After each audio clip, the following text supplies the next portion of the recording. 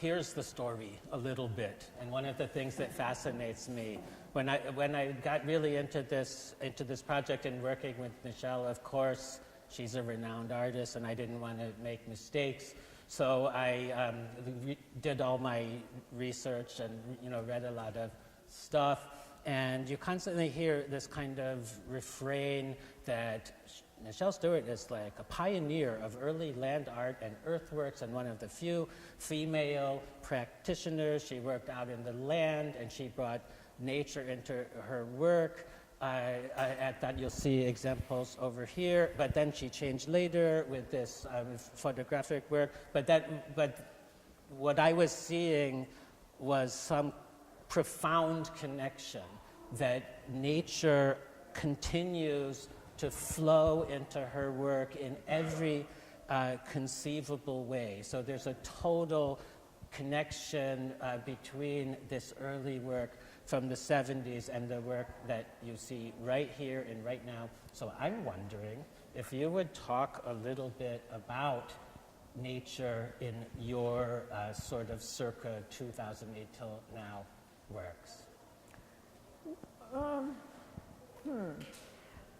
I think that one of the most important aspects of everybody loves nature, but I grew up in California, and I grew up in a time where nature was really 5 seconds away. I mean, even though I grew up in LA, if you had a car in Los Angeles, and most people did, otherwise they couldn't go anywhere, you were immediately within 10 minutes in fields of poppies and pines and mountains and sea and desert. And it was a natural thing to play a part in one's soul, maybe. It's unlike growing up in a tenement or in a city. It's really unlike that. So,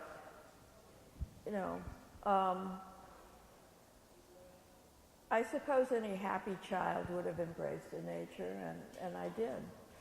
And that doesn't mean that I would necessarily use it in my artwork afterwards. I really think of myself as being much more philosophical oriented or philosophically oriented than nature oriented, but nature is a good device. I really think of it as playing a part in questions that I think we all ask ourselves once in a while, and I certainly ask myself whenever I'm working, and that is, why are we here? And, what can I say about why we're here? And actually, 2 of the pieces in this show come from poets, and one of them is T.S. Eliot, and the other one is Rilke.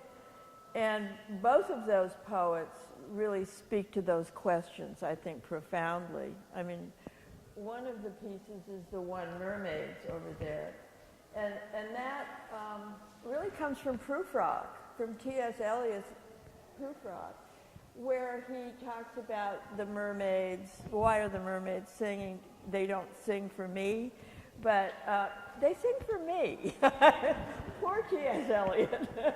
But I think they do. And the other piece that reflects that kind of philosophical bent, I think, is Das Carousel, which is over there, and that's Rilke's poem, which is a wonderful poem about innocence, really. And I think what I did was a kind of takeoff on that, but